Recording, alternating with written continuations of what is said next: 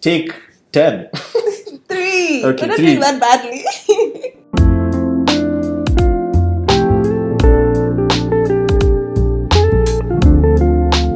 Hello everyone, my name is Steven Jenga, and today with me I have the lovely, the beautiful, the smart Miss Ashley Mungai. Hello Ashley. Hi, Steven, and hi, everyone. Ashley says hi. So Ashley is actually the operations manager of Miss World Kenya. So Ashley, just tell us a bit more about your role and about Miss World Kenya for those of our audience who doesn't know about the whole thing.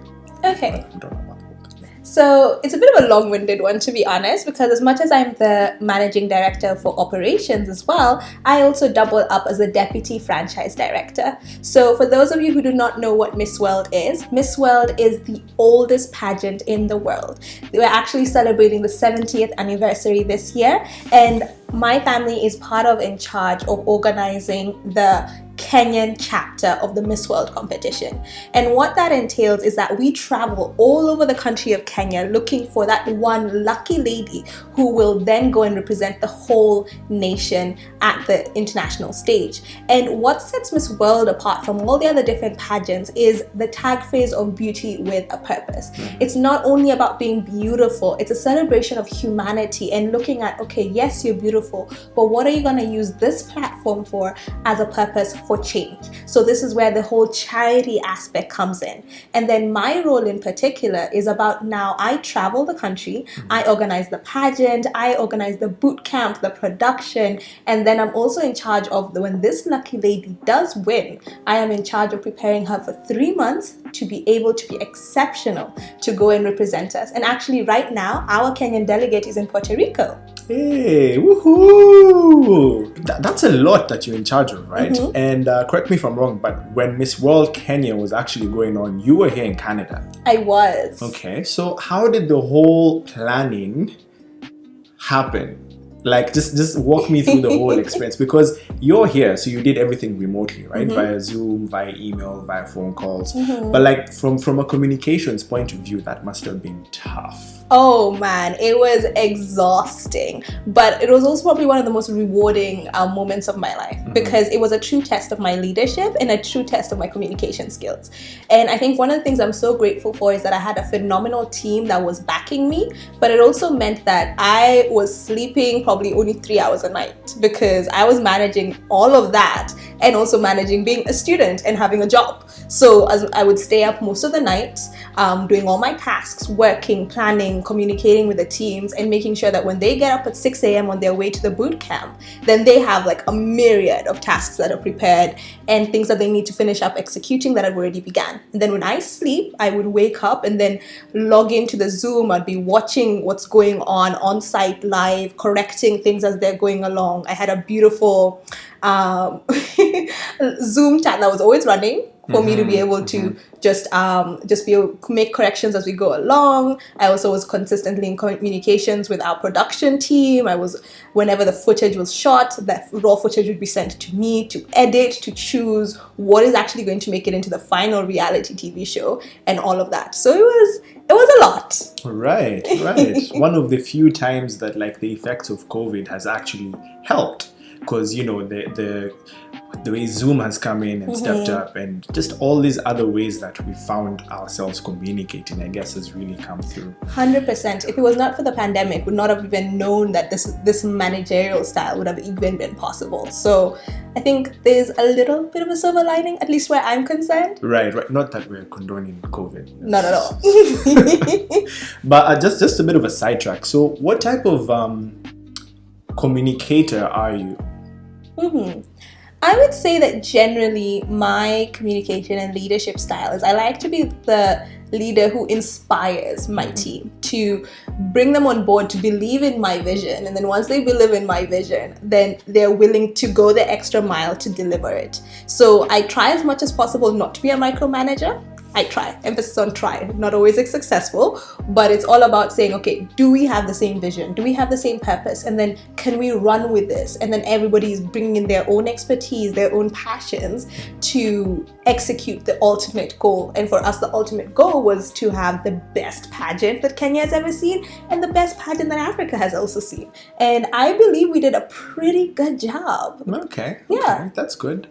Do you feel like your communication and leadership style was changed because of the circumstance that you're in, whereby you're not actually there on the ground and you're X amount of hours? Actually, it's what, seven hours behind, because then the daylight saving hadn't kicked in.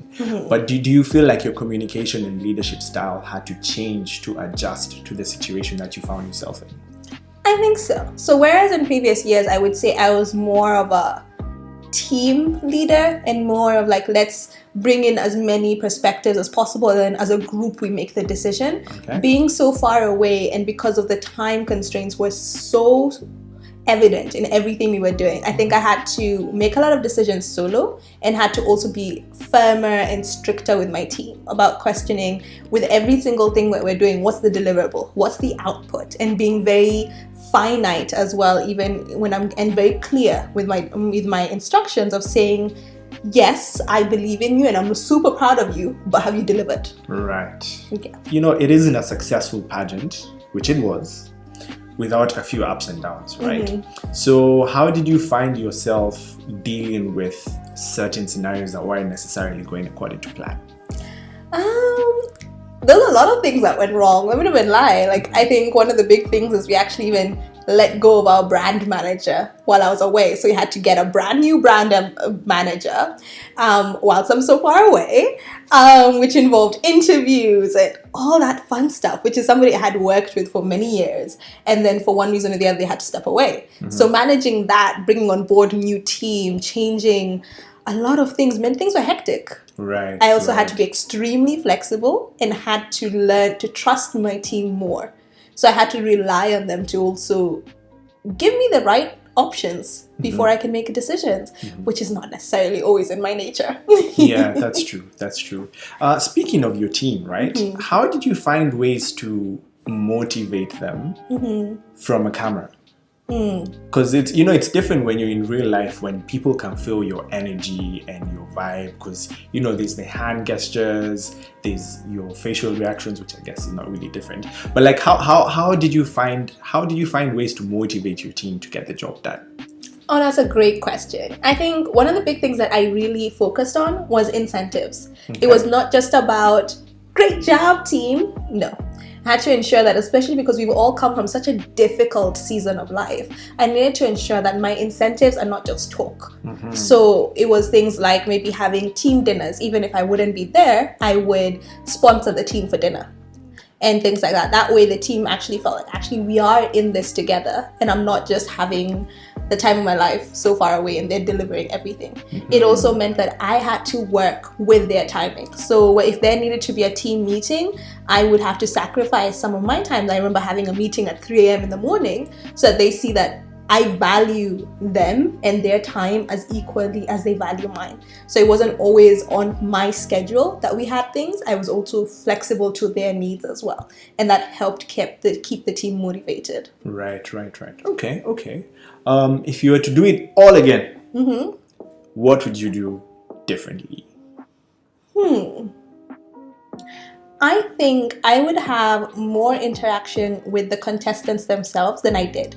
So whereas I had so much interaction with my team and the logistics aspects of the show, I didn't have as much time with the contestants in the boot camp. Okay. So the time that they only saw me was during eviction. So I ended up getting a nickname of the eviction woman, because every time they saw me, somebody was going home. Which is hilarious, because a lot of the girls were terrified of me, terrified of seeing me at least come up on the screens, because they knew, oh shoot, someone's hitting the chopping block and going home.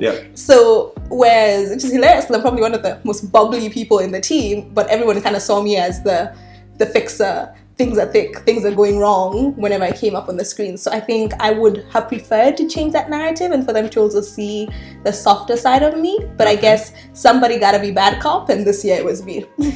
Okay, fair enough. What about I bring it back to communications. From a communications point of view, what would you have changed? Like, what did you felt like, okay, maybe I could have done this differently? I think from a communications perspective, I would say that I became a lot clearer with what my desires were towards the end. Okay. So I think if I was to go back, I think I would make sure that I was as clear as I was at the beginning. Right. Because I think in the beginning I really wanted to be liked. Because also this was my first year as being the deputy franchise director. I just got promoted, and it's no secret to anyone that I am young. I'm not the oldest person in the team. So bearing with that in mind, being a woman, being young, all of that in the beginning, I really, really wanted to be liked. And that cost us a few things because I was so eager to be liked that it sometimes jeopardized a few things. And towards the end, I kind of got to a point where I was like, I don't care if you like me. I just needed to get it done. And I think I should have had that attitude at the beginning because it's better to be respected than to be liked. And in the end, I did gain the respect of my team, but gaining that respect came in being decisive. So I wish I had been more clear in that sense. Okay, fair enough. Any last words you'd like to say? I think the last words that I would say is to anyone out there who's going into a new space, into a new role and balancing hybrid work, is be yourself. Don't be somebody that you're not, and stay true to who you are. Because my bubbly personality, but also me being very decisive as well, is part of who I am. And when I was more keen on being liked or trying to be something that I wasn't, that's when I started losing my way. So be yourself, be clear, don't be afraid of being assertive, because sometimes the role deserves it. So yeah, and go out and flourish. And how do we vote for Miss World Kenya? Oh my gosh, my favorite question. I would say that if you want to vote for Miss World Kenya, then please download the Mobster app on your Play Store or Apple Store, and it is absolutely free. Just search for Miss World Kenya and swipe on all her pictures. One swipe equals one vote. And let's bring the crown home. Woohoo! Woohoo! By home she means Kenya, by the way. Yes. Oh, and you can also watch the show that I produced on our YouTube page. Just check out Ashley's Kenya and search for the finals, and you'll be right there. Okay, and there you have it, folks. Thank you very much, Ashley, for having a chat with me. My name is Steven Jenga. I've been your host for today, and until next time, see ya! Also, don't forget to like, share, subscribe, and comment, okay? He's awesome. Please do. Okay.